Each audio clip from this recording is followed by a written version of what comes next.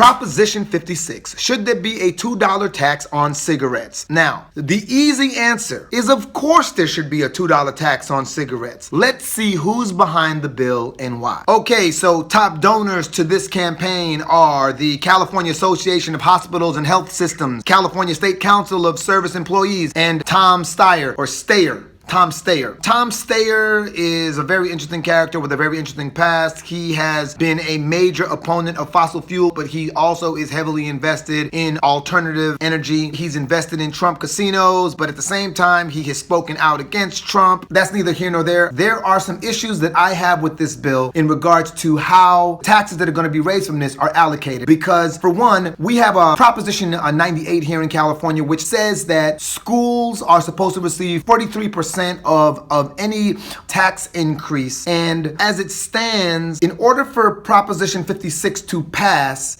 there will have to be an amendment to the California Constitution which diverts from that. So as a result, schools are not going to be earning the 43%. Schools aren't going to lose any money, but they're not going to earn the extra funding that they're supposed to earn from this particular measure. Another issue is that this bill is strange because it gets to rewrite what is defined as a tobacco product. So I don't like the idea that because of this bill, electronic cigarettes or e-cigarettes are now going to fall under the category of tobacco cigarettes and also be able to be charged this $2 tax. People argue that the 87-cent tax here in California imposed on cigarettes is already low compared to other states. But again, my issue is with the actual allocation of funds. Even though I'm not a smoker, I've never really been a smoker of weed I've smoked a little weed, but I've never really been a smoker of cigarettes or anything like that. It disgusts me. But at the same time, just in all fairness, I do not like that this is a bill that proposes that there will be an adjustment to the California Constitution in the event that it should be passed. Two adjustments. I'm voting no on this proposition, even though right out the gate, it seemed like a no-brainer. I'm not defending Philip Morris, R.J. Reynolds, ITG brand. I'm not defending. And if you really go far, far back in the way in which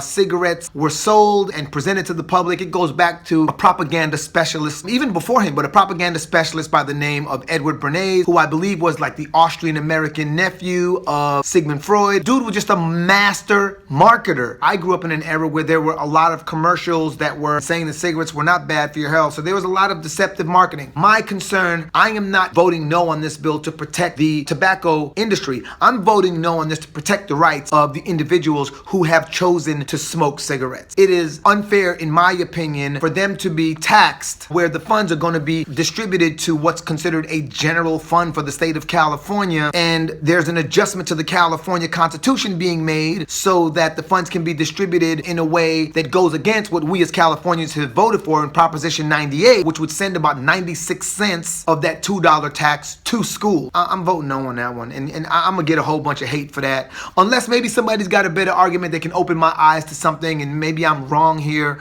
Again, fact checkers, put me up on game.